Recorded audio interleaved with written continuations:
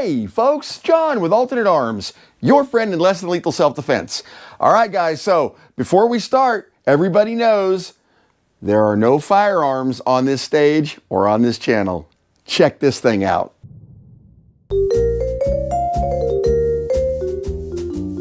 Now guys, I want you to know, what you see before you is part of my personal collection.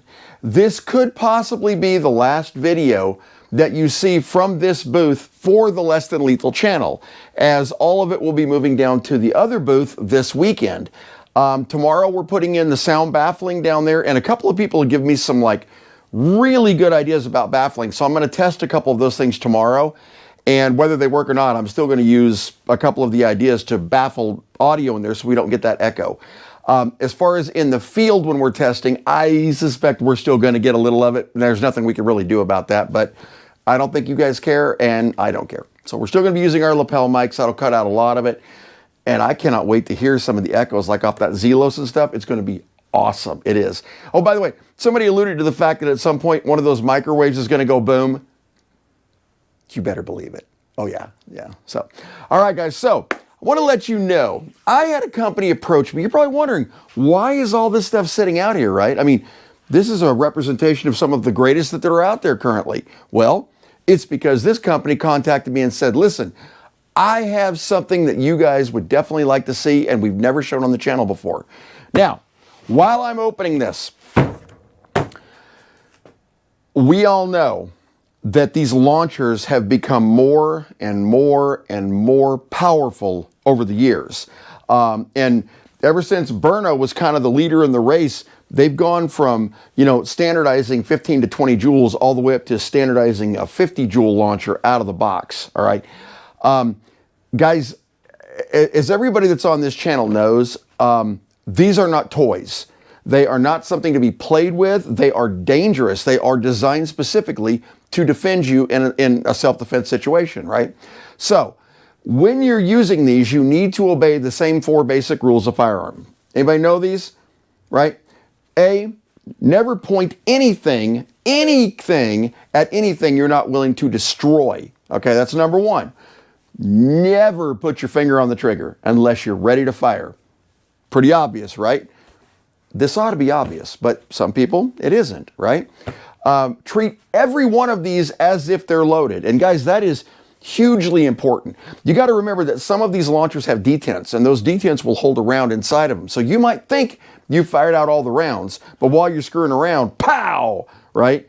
And it's not. So, and at 50 joules from a close range, don't even think about it. It's horrible, right? That's a big one. Treat them all like they're loaded at all times. And another one that's kind of important, guys. In a self-defense scenario, one of the things they always teach people is situational awareness, all right? You've got to be conscious of what's going on around you, and you've got to be cognizant of not only what you're firing at, your target, but you've got to be cognizant of what's behind your target. So you need to know what you're firing at, what's behind the target, and what collateral damage could come from that shot.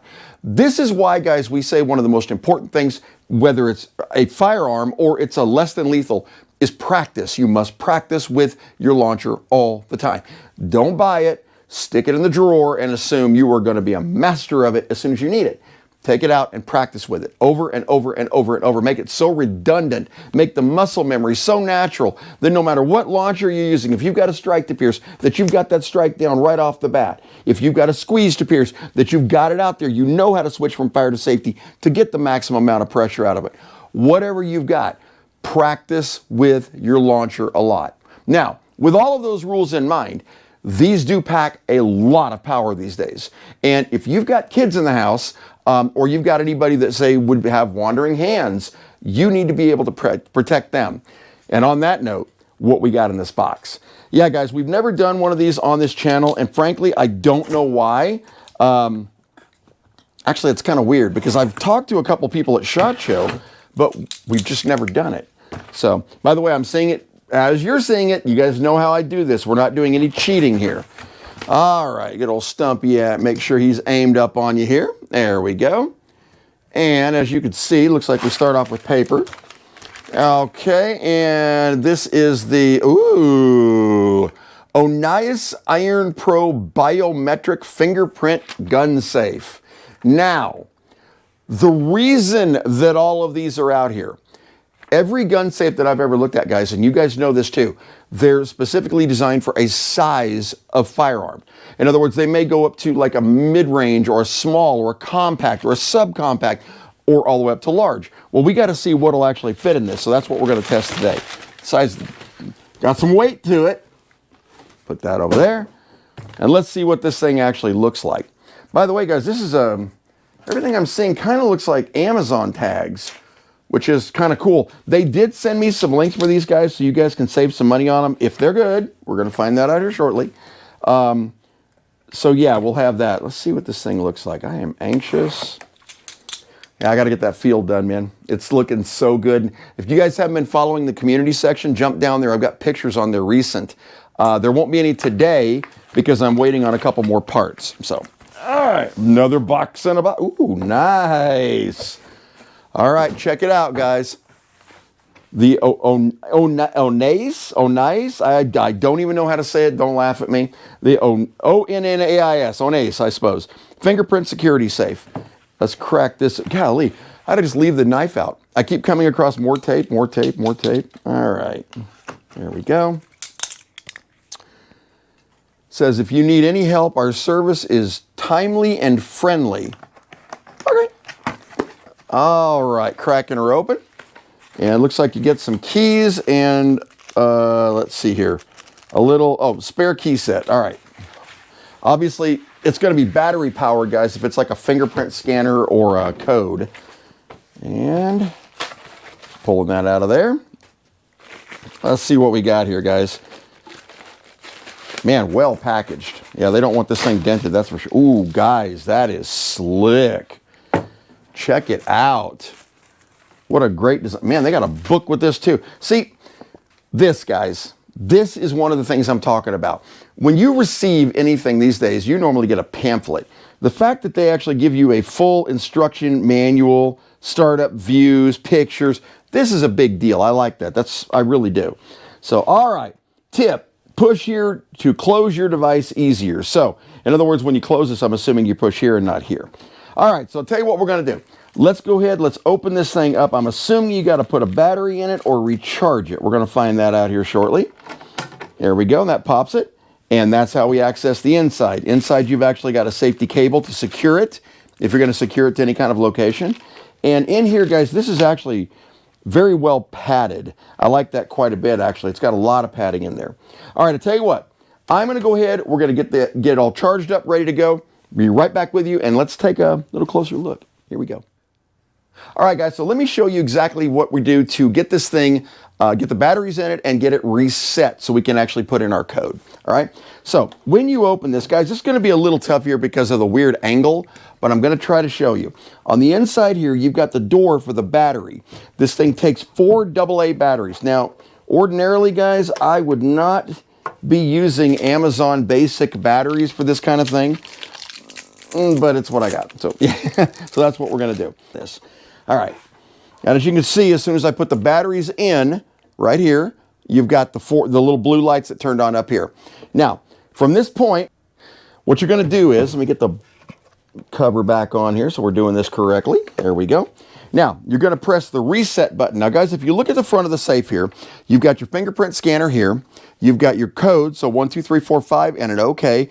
You've got a reset, a delete, and an add right here, okay? So to reset the code, you're going to press reset 3 times.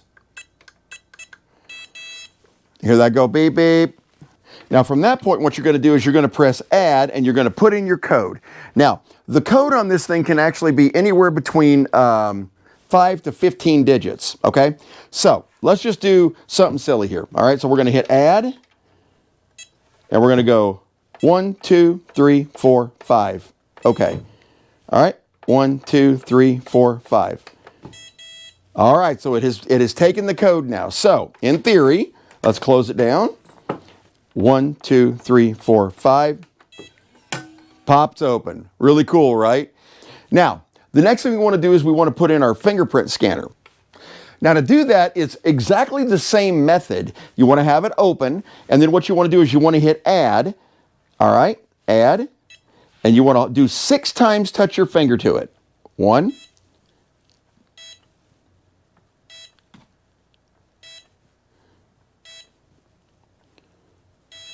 All right, so it took my finger, so let's close it. Let's see if that worked.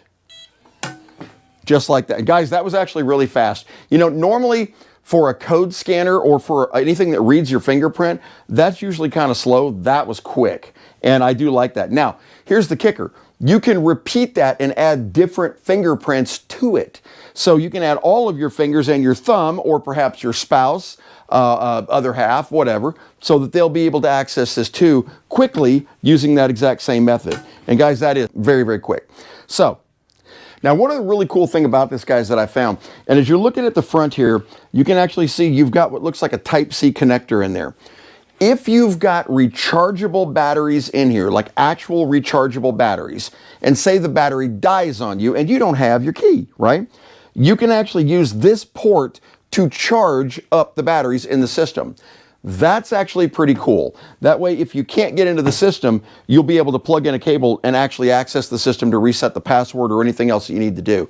That's assuming, of course, you've lost your key, because obviously if you've got this, you don't have to worry about that. But pretty cool. Now, once again, 1, 2, 3, 4, 5, bam, open. But did you notice that took longer than the fingerprint scanner?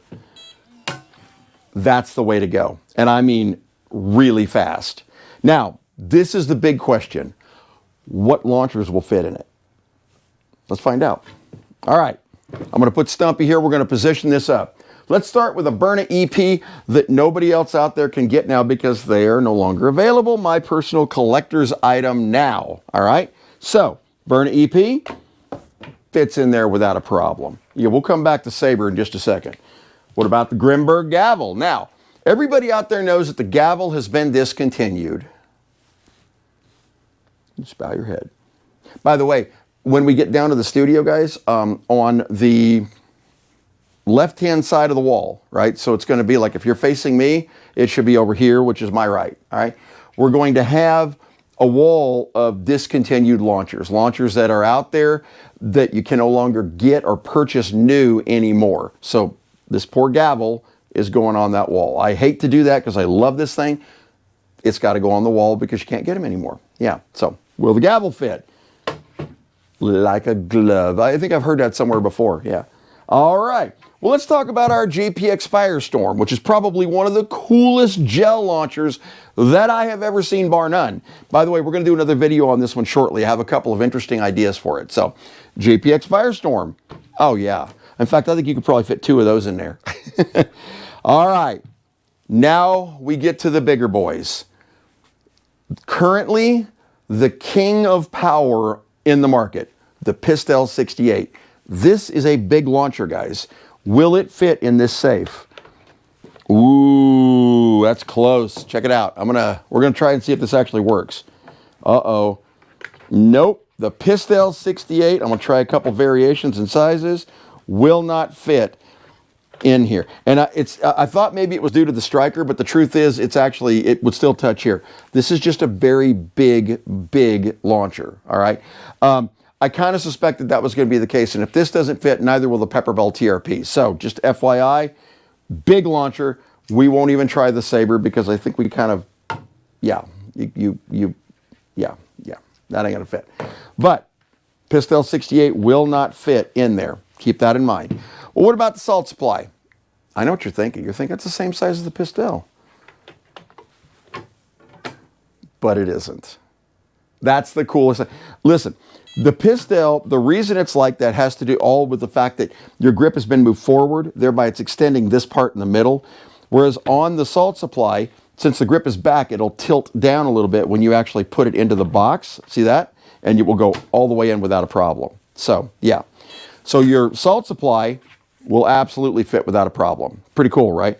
So basically what you got is, it will fit a majority of the standard launchers that are out there, all the way up to and including the salt supply, which means it's going to fit all of the LTLs, the Alpha, Bravo, and Charlie. It's going to fit all of the, obviously any of the Umarex T4E line are going to fit in there like a glove. It's pretty much designed for that. But the only ones, unfortunately, it won't are any of the gigantic or larger launchers. But that's okay, right? The fact that the salt supply fit in there so well, guys, actually is pretty cool. If that grip were just a fudge further back, and I mean, you can see that, right? I mean, you can see what's happening right there. If that grip was just a fudge further back, this would be able to tilt forward, and that would be able to close properly. I mean, you could probably, if you got just the right angle, now, so yeah, you don't want to force it because then you might wedge your door. So you're not fitting a pistol in the thing. No big deal, right? No big deal. But guys, this is cool. So ONNIAS, I'm going to throw some links down here for you guys for this thing. It is awesome. I really do dig this. I want to thank them for shooting this in here, guys. There are going to be a couple of the affiliate links down there so you guys can get discounts on them if you do want them. And guys, they are cheap. You're not going to believe how cheap they are. So, all right. There is a huge possibility that our next broadcast will be from the new studio. If everything goes well, then hopefully by this weekend, it's going to be built and assembled, and the first of the week, we're shooting the first one. So stay tuned on that one. Have a great week, guys, and be safe out there. Bye-bye.